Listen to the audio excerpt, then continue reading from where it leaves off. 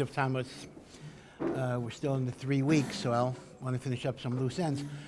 First of all, we had mentioned yesterday the statements of Chazal that one of the things that happened on the 17th of Tammuz was Botel HaTamid.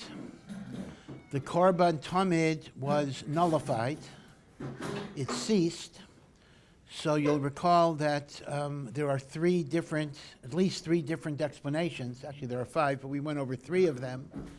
Explanation number one is it is actually referring to the 3 weeks, meaning from the time that the Romans broke into the city, the 17th of Tammuz, until the destruction of the Beis HaMikdash. In other words, the last 3 weeks of the Beis HaMikdash, once the Romans entered the city, they were no longer able to bring the Korban Tamid. And as I indicated, that doesn't have to mean they didn't bring it at all, but it means they couldn't bring it every day, meaning there were discontinuities and interruptions in the bringing of the Tamid.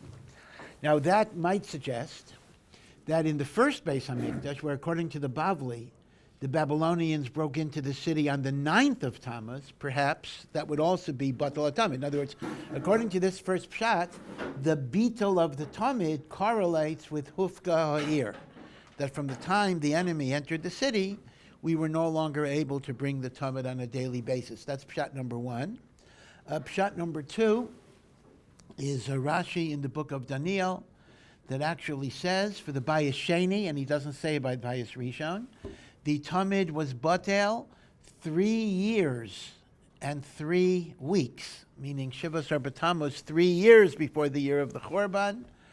And that's based on the pasuk in Daniel that says, Chatzi Shavua Yashbis Zevach Umincha, that for half of a Shemitah cycle, which is 3 years and something, the Korbanos will be stopped. And here too, it Vada, here for sure it doesn't mean it was discontinued Lagamri, but it simply means that from the beginning of the siege of Yerushalayim, already we weren't assured of a regular supply of animals, and the Tamid was sporadic. It was not always brought. Now the third pshat is much, much earlier, and it actually dates the Bitul HaTamid not to the Romans, but to the civil war between two rival Hasmonean brothers. So I just want to make a little correction, because if I don't make a correction, I will get mail. I haven't gotten it yet. I had mentioned that this was a civil war between two brothers, Hyrcanus and Aristobulus, and that is correct. I believe I said that Aristobulus was outside of the city, Hyrcanus was inside of the city. Reverse the names. Okay, that doesn't really make a difference in terms of Havana. But according to the Gemara, I looked up the Gemara again. According to the Gemara, it was Aristobulus inside the city, Hyrcanus outside. So I hope all letter writers are hearing this correction. Okay. Anyway, I mean, there are people. Okay, whatever. I mean, there are people I think just watch me just to point out, these types of errors. But be it as it may, I want to correct the names. Now, again, in terms of dating, the civil war between Hyrcanus and Aristobulus, who are the last of the Hasmoneans, culminated, again, just to remind you of how drastic it was, culminated in Hyrcanus, not Aristobulus, on the outside, inviting Pompey, a Roman general, to bring Roman troops to aid him in his civil war. And the tragedy of that was that actually gave the Romans a foothold in Eretz Yisrael, and that's how they conquered the land without waging war. They conquered the land because they came in by invitation, and Pompey just took it over. And now that was in the year 63 before the Common Era, meaning 133 years before the Chorban Beis HaMikdash. So there for sure, Bitul HaTamid does not mean they stopped bringing the Tamid. It simply means that particular day, because of the pig that was brought up, they didn't bring a Tamid, and Chazal didn't want to describe it explicitly, so they used the euphemism, they didn't bring the Tamid that day, but the reason was because of the Chazir, And it's not just that, but that tragically gave the Romans a foothold in Eretz Israel. And this is actually one of the meanings, that the second temple was destroyed because of Sinas Chinam. There are so many meanings, right? Everyone knows the well-known Gemara that the Bayis Sheni was destroyed because of Sinas Chinam. But if you want to put a little meat on the bones, we actually understand it going all the way back, that the temple was destroyed by the Romans. What brought the Romans into Eretz Israel? The hatred between two brothers, between Hyrcanus and Aristobulus. So it's not just a general Musar idea of Sinat Chinam, but very, very specifically, it was hatred and rivalry that gave the Romans a foothold in Eretz Israel, which culminated 133 years later in the Churban Beis HaMikdash. Chazal always take a long view. When Chazal say a certain Aveira caused a certain consequence, they're not just referring to whatever sin was being done the day before the Onesh. Rather, they're going all the way back, just as, for example, many things are rooted in the Chet of Mechiras Yosef, and many things are rooted in the Chet HaMeraglim. Tisha B'Av is rooted in the Chet HaMeraglim. Shiva or BTamuz is rooted in the Chet O'Egel. Some say, although this is not so clear in Chazal, Asar B'Teves is rooted in Mechiras Yosef, meaning to say these are like root Averos that engender consequences over thousands of years. In this case, the root, well, I wouldn't call it a root Avera, but because Mechiras Yosef is much earlier, but the Sinas Chinam of the Bayis Sheni was already seen in Hyrcanus and Aristobulus. And that's actually what it means. Yeah? We don't have recorded like a reason for why they were opposed to each other, like what they were fighting over? Well, they were fighting over, each one wanted to be king. So, well, basically, you have to understand something about the Hasmonean monarchy. It's a very, very important point. The Babylonians were conquered by the Persians. And the Persian conquest, Achashverosh, Koresh, and the like, that's the end of Nach. The period of Nach ends with the building of the Bayit Sheni, which was during the Persian rule.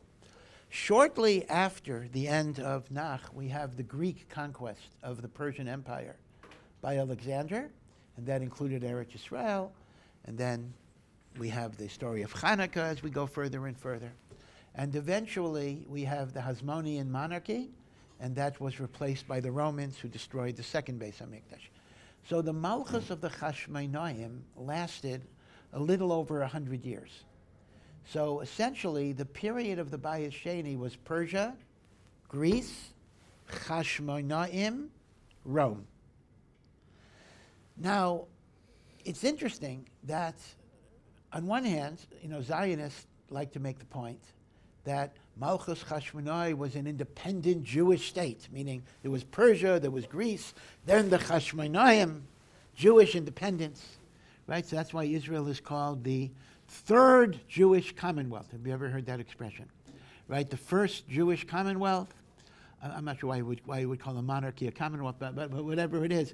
The first Jewish state was the period from Yeshua ben Nun till the destruction of the first Mikdash.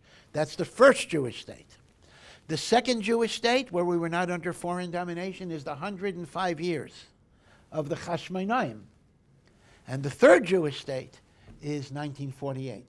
Right? That's why this is sometimes called, it's not the third temple, we're not there yet, but it is the third Jewish independent state. So on one hand, Malchus Hashmonai is extolled as a great independent Jewish state. Now I want to point out, it's not just Zionists. Lamaisa, the Rambam himself, and we can't deny this, talks about the fact that one of the celebrations of Hanukkah is not just the miracle of the candles, but the return of sovereignty and control to the Jewish nation. Well, you cannot deny that. The Rambam extols the virtues of Jewish rule over Eretz Israel and the like. And yet, we cannot deny the fact that Chazal view Malchus Hashmonai in almost totally negative terms. And when Chazal make calculations, they simply add it on to the Greek Empire, meaning to say, instead of saying Persia, Greece, Hashmonai, and Rome, Chazal kind of look at it as Persia, Greece, Rome. Aye, what about the 105 years of the Hasmoneans? They were no better. They were just Jewish Greeks. They were Jewish Hellenists. I mean, even the names, Horkinus, Aristobulus, are not Jewish names, and the like. And this is one of the ironies. You know, those of you that may remember from a prior life reading George Orwell's Animal Farm, which is his parody of the Russian Revolution. Again, without going over the whole story, basically the animals overthrow the oppressive human beings to create freedom and equality of all. And the animals, or at least the leader, and I think of Napoleon, also a Chazar, turns out to be worse than the humans that were replaced. And this is, of course, Orwell's point that the czars of Russia may have been pretty bad, but Lenin and Stalin were not really that much of an improvement over the czars. It may have been much, much worse. So in many, many ways, here's the problem with the Hasmoneans. The Hasmoneans led a revolt against Antiochus the Russia. And Antiochus was awful. Antiochus took away, the ability to keep the Torah. And this was a rebellion to reestablish Torah and mitzvahs and avodas Hashem. So the independence was not just political independence, it was mamash l'shem shamayim. And as the Ramban says, the original Maccabees, the original Hasmoneans were tzaddikim gemurim. But what happened was, it's mamish like George Orwell. The fight of the Maccabees was against Hellenism, and yet the Hasmonean descendants after the first generation became Hellenists. They became proponents of Greek culture. They became the very enemy they tried to defeat, and they became persecutors and even murderers of Chachamim, like Yanai HaMelech and the like. So it's kind of a tragedy that even though they began as very, very righteous people, designed to defeat the Yevanim that were trying to take us away from the Torah, they themselves became people who tried to take Jews away from the Torah. So as a result, in retrospect, Chazal view Malchus Hasmoneans as just an extension of Greece. Not really no better than Greece. With the exception, by the way, for 10 years, there was a woman who ruled, Shalom Sion HaMalka. And Shalom Sion HaMalka was actually a very righteous woman. Her brother was Shimon ben Shetach, the Tana, the head of the Sanhedrin. And those were the 10 glorious years. Interestingly enough, according to Halacha, a woman is not supposed to be a melech. So her whole rulership was halachically illegitimate. But she was so much better than any of the men that were kings that Chazal thought this was an emergency situation in which they validated. By the way, do not confuse, this is interesting, because you read about a few women queens in Chazal. Do not confuse Shalom Tzion HaMalka with Heleni HaMalka. Remember from Sukkah, Heleni HaMalka, the Gemara discusses, can a sukkah be more than 20 amos high? And we paskin no, and the question was, well, what do you mean? Heleni HaMalka had a sukkah that was higher than 20 amos, and if you're going to say, well, a woman is Peturim in a sukkah, so she could stay in a pasal sukkah, but she had 7 children, and one of those children at least must have been old enough for chinuch, so for chinuch you have to have a kosher sukkah, etc. So the Gemara discusses this. Now, Heleni HaMalka was different. Heleni HaMalka was not a Hasmonean. Heleni HaMalka was actually a non-Jewish woman who was queen of a part of Syria. And she decided to become Jewish and moved to Yerushalayim. So I'm not sure exactly if she abdicated or she ruled from afar, but she was never, again, you often don't explain this when you learn Gemara. You just read about Heleni HaMalka. Heleni HaMalka was not a king or a queen over Eretz Yisrael at all. Her malchus was outside of Eretz Yisrael, and she moved to Yerushalayim. So that's very different than Shalom Tzion HaMalka. Shalom Tzion HaMalka was actually the wife of Yanai HaMelech, and when Yanai HaMelech, who was a Russia, died, she actually became ruler over Eretz Yisrael for 10 years, and those were the 10 most glorious years of Malchus Hasmoneans, in which Torah was rebuilt and the like. Her brother, Shimon ben Shetach, had to be in hiding because of Yanai HaMelech, who wanted to kill him. And she was able to kind of bring him back and reestablish the Sanhedrin. So Heleni HaMalka, and same thing with Munva. You read about another character, Munvaz HaMelech. Again, Munvaz HaMelech, again, it's interesting that another person was also a non-Jewish monarch of another province who converted and moved to Eretz Yisrael. Okay, so when you see the word Melech, you're not always talking about a king over the Jewish people, but for various reasons. There were actually foreign kings and queens who were Megayer, and they came to Eretz Yisrael. Yeah. Were the two Hasmonean brothers, were they Kohanim? They were Kohanim. Remember, all of the Hasmonean were Kohanim. And in fact, the Ramban points out, the Ramban actually points out that even though the original Hasmonean, the Maccabees, were Tzadikei Elyon, but eventually the whole Hasmonean dynasty got wiped out a little later after Hurkas Nagris Toblis, and therefore anyone who says, the Gemara says, anyone who says, I am a descendant of the Hasmonean is actually a slave. There is no one that survived of the Malchus Hasmonean. And the Ramban actually explains that it was a sin even for the Maccabees to proclaim themselves as kings. Meaning to say, Malchus only belongs to Shevet Yehuda. So they led the war, and properly so. They were Kohanim. But after they led the war, they should have looked for someone of the descendant of David HaMelech to be Melech, and it was an Aveira even for the Tzaddikim to take on the Malchus, and that is part of the reason why eventually it was totally destroyed, a very famous Ramban. And then the Ramban brings another Yerushalmi, which is fascinating. He says there are actually two reasons why it was a sin for the Hasmonean to become Malachim. One reason is because it's not from Shevet Yehuda. Malchus belongs to Shevet Yehuda. But then he gives another reason that's fascinating, and that is there's a special Aveira for a Kohen to be a Melech. In other words, apart from the fact that he's not from Yehuda, a Kohen cannot be a Melech. Fascinating. Separation of church and state.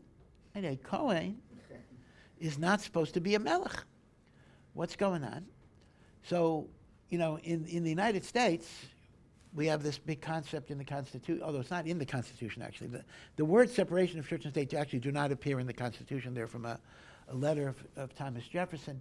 But that's how the Constitution is understood, that you have to separate what's called church and state. Now, if you ask, why is there a need to separate church and state? Church meaning, we're also a church, meaning that just means religion and government. So most people would say, well, because we have to protect the government and the political system from religious influences. You got to protect the state from the church. Now, obviously, from the perspective of Judaism, that makes no sense, because the Jewish state is supposed to follow halacha. So you know what's really going on? The Yerushalmi is giving me another aspect. The reason why I separate church from state is not to protect the state from the church, but to protect the church from the state. And that is, the idea is that when religious leaders who are supposed to be our Gedolim, they're supposed to speak the truth, when they get too involved in political systems, in politics, government, you got to make deals. You got to make compromises. You got to be politically correct. You can't speak the emes when it needs to be spoken. And therefore, we don't want, so to speak, Kohanim, who are supposed to be, in theory at least, the spiritual leaders, to be involved in day-to-day political leadership. Because if they're involved in day-to-day political leadership, they become corrupted. They become debased. They have to be outside of the system, speaking to the system, and not within the system itself. I don't want to get too political, but L'maisa in Eretz Yisrael, where indeed religious people are deeply, deeply involved in the political system, we actually see some of these things happening. Lahavdil, not that I'm going to bring a riot from him, but the 2 popes ago, the Pope John Paul II, actually had this insight.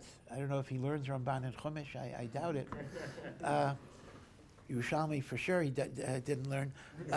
But he issued an order that no Catholic priest was allowed to serve in a governmental position because that might compromise their religious integrity. So in the House of Representatives, there was a long-time Congressman, Robert Drinan, who was I don't remember what state he was from, but he was a Catholic priest. And he had been in Congress for like 30 years, really long time. And he had to resign his seat because the Pope said you can't have a priest who sits in the legislature. So Lanias Daiti, a raya to the Pope, would be the Ramban and the Yerushalmi. Now, this is a long digression, but to go back to the question that I was asked, I actually did not forget the question. So the point basically was, by the time you get to Horkus and Aristobulus, we're no longer dealing with righteous people with L'Shem Shemayim motivations. We are dealing with power struggles. We are dealing with greed. We are dealing with the same types of problems that you'd have among the non-Jewish political structure. And look at what the person did. Look at what Hyrcanus did. He invites the Roman army to come in and help him against his own brother. What type of sinas chinam is that, and what type of idiocy is that? I mean, you're inviting Pompey, who was really a legendary general, one of the great generals of the Roman Empire. You invite him to come in, win your war for you, and then just leave? Once he's in, he stays. And it's interesting, he wouldn't have necessarily, in fact, it was characterized even by the Romans at the time as an illegal occupation. But they got over it, after a night. They said, okay, we'll go with it. They didn't tell him to withdraw, and that is how the Romans got a foothold in Eretz Yisrael. Yeah. So was Shaul because David wasn't king yet? Yeah. So the obvious question, that's a very good question. The obvious question on Ramban's thesis, the Ramban understands, he derives it from the bracha of Yaakov, basically. Yaakov said, Lo Yasor Shevet Mi Yehuda. The scepter of authority, of rulership, shall never be taken away from the tribe of Yehuda. So it doesn't say David HaMelech. That came later. That was a separate promise Hashem made to David. And technically, that's not a halacha, meaning it's interesting. I don't know if there's a halachic requirement that your melech has to be Mimalchus based David, but the way the Ramban and Rambam understand it, there is a halachic requirement that your melech be from Shevet Yehuda, based on Yaakov Avinu's statement, Lo Yasser Shevet Mi Yehuda. By the way, as a little aside, I'll get to your question.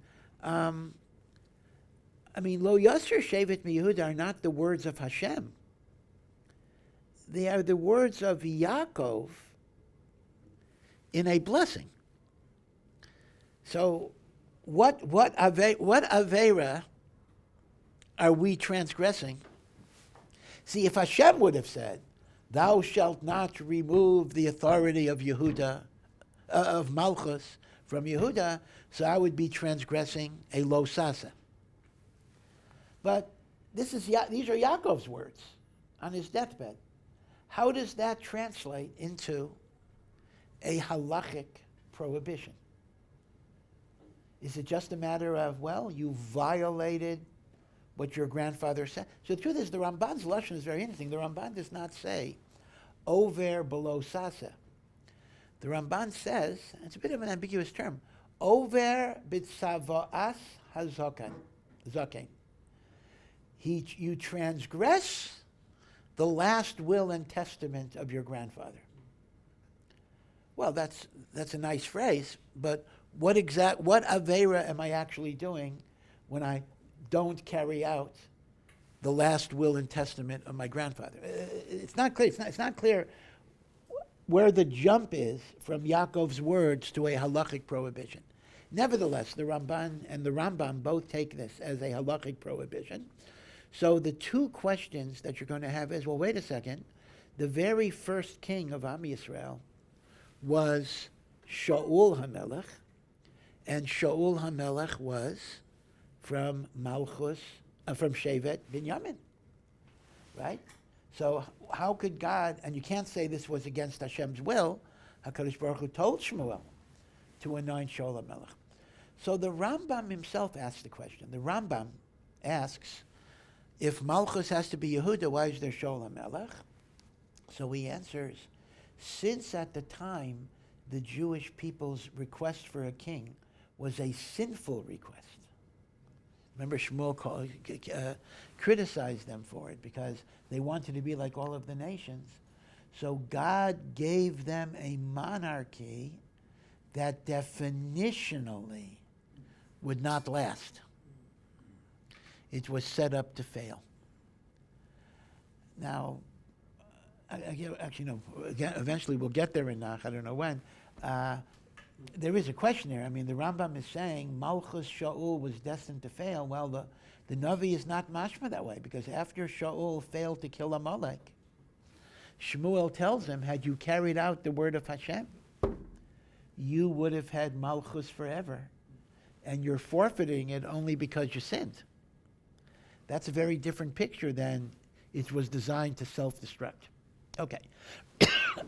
The other question is, what about the 10 tribes? There was, for most of the First Temple period, after Shlomo HaMelech died. So his son was Rechavam, and in the reign of Rechavam, 10 tribes broke away, and they established an independent kingdom to the north that was called Malchus Yisrael. And the kingdom of the south only had Yehuda and Binyamin and most of Shevet Levi. And the book of Malachim, right? You learn the book of Kings. It goes back and forth. It zigzags back and forth between discussing the history of the southern kings and the history of the northern kings. How could that be? This was more than 300 years of this split kingdom. So the Ramban actually says that he feels that all of the kings of the north were in violation of halacha. They should have abdicated and sought reunification. Now that's a big chiddush, because it is true that the kings of the north were almost all Rishayim. But their sins are described as avodah zarah. Their sins are described as murder. Their sins are described as all sorts of bad things. But the one thing that is not said to be sinful was, why are they remaining as kings? According to the Ramban, the very existence of those kings was bi'avera. And even the answer you suggested, that maybe Shaul became king before David was anointed, which is a possible answer. That wouldn't explain the 10 tribes. All right, so that's a kasha. And of course, you cannot say it on the original king, Yeravam, who became a Rasha, because Yeravam's Malchus was established through Achia Shiloni, through a Navi. So you have to say the Ramban is referring to the kings after Yeravam. It can't be Yeravam proper. Okay, so this is the little bit of the story of the Malchus Chashmonai. It very much is a tragedy, because, think about this. It was a failed revolution. The revolution had a goal to reestablish the primacy of Torah, free of foreign domination, and it failed in both respects. Number one, the Hashmoneans degenerated into persecutors of Torah, and number two, the political independence didn't even last, because the Hashmoneans, Hyrcanus, invited the Romans to come in. Okay, and this is the story of the pig, and according to it's mashma in the Bavli Gufa, that this is what we mean by Batal HaTamid.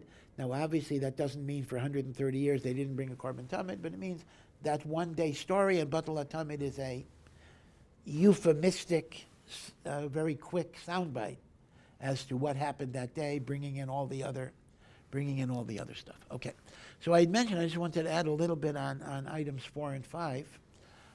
Again, the 5 tragedies of the 17th of Tammuz. So the 4th tragedy was Apostomos burnt the Torah. So number one, there's a lot of mystery. Who is this guy, Apostomos? Sounds like a Greek name or Latin name. It's not a Jewish name. But Apostomos was not a king, was not an emperor, as far as we know. So who is he? When did he do it? And more basically, why would his burning of the Torah, again, I don't mean to diminish the tragedy. Every time the Torah is burnt, it is a tragedy. We rip our garments, we fast. But many, many Torahs have been burnt over many, many different days, over many, many different years. So why would this burning of the Torah be so significant that it becomes a commemoration of the fast? So on that last one, like what was so special about the burning of the Torah? So we have from the Tiferes Yisrael and other earlier sources as well, that this was not just a Torah that would be burnt. This was the Sefer Torah, either of Moshe Rabbeinu himself or possibly of Ezra. Later, but still, Ezra himself is considered to be like Moshe Rabbeinu.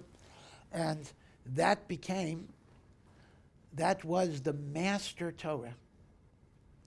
That was the source of correcting all of Sifrei Torah. And number one, to lose Moshe Rabbeinu's Torah is a great, great, great, great, great tragedy. And even Ezra too was shakel.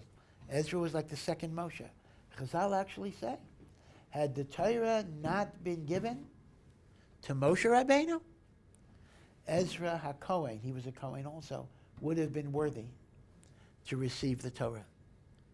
Ezra is treated as kind of a second Moshe Rabbeinu in the sense that he was the leader that kind of established the Jewish community at the beginning of the Bayis Sheni after the 70 years of exile.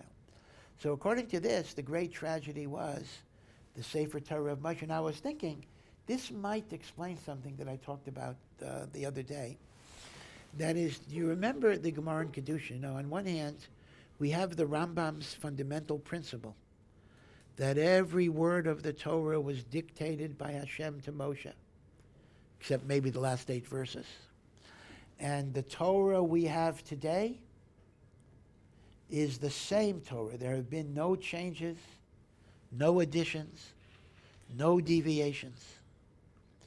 So note, we're asserting 2 things in this principle. One is every word in the Torah was dictated by God back then. Number 2, the Torah as we have it is that Torah. See, you could maintain, one could have said, oh yeah, I believe every word of the Torah was dictated by God, but I don't believe that our version of the Torah is the original version. So the Rambam is carefully telling us 2 things. Every word in the Torah was dictated by God, and Moshe Rabbeinu made nothing up. Number 2, the text that we have is the same text that Hashem gave to Moshe. Right? Those are the 2 principles. Now, I had mentioned, though, that the Gemara in Kedushin says a bit of an amazing thing that seems to contradict, in part, the Rambam's thesis, and that is regarding what are called chaseros and yeseros. Right? Sometimes words are spelt in a full way, like sukkah will have a vav, Aharon will have a vav. That's called malay. And sometimes it is chaser. Sukkah will not have a vav, even though we read it sukkah, but we don't have a vav there. Aharon will not have a vav. Chaser malay, right? So the Gemara in Kedushin says, in the course of time, we are no longer sure about chaseros and yeseros. We're no longer sure. Meaning, if our Torah doesn't have a vav, and other Torahs have a vav, maybe our Torah is right, and that Torah is wrong. meaning we're not sure. Ad kedei kach, that the Ramah actually paskins in the Shulchan Aruch, that if you're reading the Torah and you come across a word that is supposed to, let's say, have a vav, and it doesn't have a vav, we don't take out another Torah, because maybe this one is right and that one is wrong. Now, why, it's a shver Ramah really, why don't you simply say, as Chazal themselves say, that when you have discrepancies, you follow Rov Sifrei Torah? So why shouldn't that apply here is a good question. But still, the halacha is, we're not baki, it says, in chaseris and yaseris. So perhaps one might suggest, I don't know, I didn't see the connection made, that this dates from the time Apostomos burnt the Torah. Because if you understand, Apostomos burnt the official Sefer Torah of Moshe or Ezra. At that point, when mistakes were introduced, you no longer had a definitive way. You know, human beings make mistakes. Sofars make mistakes. But when you had the Sefer Torah of Moshe, if there was any type of controversy, we could check it against Moshe Rabbeinu's Sefer. Once you lose Moshe Rabbeinu's Sefer, so if one Sefer has a Vav, one Sefer doesn't have a Vav, you don't know which one is right. Even though Lamaisa, I mean, there is a kasha. The Gemara says you go bus or rove Sifrei Torah. I'm leaving that as a question. But at least you didn't have the definitive way. So it could very well be that the tragedy of Saraf Apostomos es HaTorah is not only the precious Torah of Moshe that we lost, but we also lost the absolute guaranteed verification system that we had. Now, I do want to point out that although this does mean that the letters that we have may not be the letters Hashem gave to Moshe, but it's still going to be the case that there are no mistakes regarding words, meaning to say, the words were always preserved. The spellings may be off. That's chaseris v'yaseris is not a matter of a word have a word there or a word not there. Chaseris v'yaseris is only a matter of spelling that does not even change pronunciation. So on that, the Gemara says, perhaps we're not baki. But avada, it's a davar pashat, that the words that we read are the same words that Hashem dictated to Moshe. So basically you have to understand the Rambam's formulation a tiny bit different. When the Rambam says every single thing in our Sifrei Torah were dictated by Hashem to Moshe, he means on the level of words, but not necessarily on the level of letters. Because that's what the Gemara says in Kedushin, we're not bikiyin b'chaseros v'yaseros. Now, Hashem dictated the letters, but we might have lost that, and that's where the Sefer Torah of Moshe was so important. Right, so this is what, with some elaboration, this is what the Tiferes Yisrael means when he says, Apostomos burnt the Torah, he burnt the Torah of Moshe Rabbeinu, or Ezra, that's a machlokas. Now, the emes is, this still doesn't answer a lot of questions. Number one, who is Apostomos? You still don't know who he is. And number two, when did he do it? Bayis Rishon, Bayis Sheni. In fact, one might ask the question, did we have the Sefer Torah of Moshe in the Bayis Sheni? Because here's the problem. The Sefer Torah of Moshe was kept with the Aron in the Kodesh HaKadoshim. The Aron itself was concealed by Yoshio HaMelech before the Churban Bayis Rishon. The Bayis Sheni, we didn't have the Aron, we didn't have the Luchais. So I'm just raising the question, if we didn't have the Aron, and I don't have the answer, if we didn't have the Aron, we didn't have the Luchais, did we have the Sefer Torah? Now, there's a machlokas in Bava Basra. Was the Sefer Torah in the Aron? Or was the Sefer Torah next to the Aron? So if it was next to the Aron, you could argue Yoshio concealed the Aron, but he kept the Sefer Torah. If the Sefer Torah is in the Aron, I don't know. Maybe they opened the Aron and took it out. Or maybe it was concealed with the Aron. I don't know. But all I'm saying, again, I'm raising more questions than answers. I Pasha, do not have the answers, but it's something to think about. But if they didn't even have the Sefer Torah in the Bayis Sheni, then this Apostomos must have been the Bayis Rishon, which is a little schwer because Apostomos is a Greek or Roman name. It's not a Babylonian name. So you wouldn't have had people like him around. Okay. I did see one pshat that is really derech drush. I cannot say that this is pshuta shel mikra or pshuta shel chazal. But somebody wants to say like this. Somebody wants to say Apostomos is actually a kinoi for Pompeii, and it's going back to 63 BCE. And how do they do it? They make it, how do you get Pompeii out of Apostomos? Because Apostomos, if you look at the letters, is Ephes Thomas, which is a combination of Hebrew and Latin. Thomas is a book, T-O-M-A-S. Ephes Thomas, minus a book, a remez to the fact that when he came into Eretz Yisrael and he established a Roman presence, what happened was he made Roman law be superior to halacha.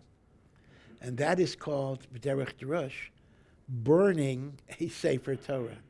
In other words, again, this is a drush, but it says, it doesn't mean a Sefer Torah was burnt. But it means that by the inviting the Romans to come into Eretz Yisrael, the Roman law became more important in people's eyes than the Jewish law. That is called burning the Torah. Again, it's a derech drush, but it is a powerful statement that a Torah can be burnt in more than one way.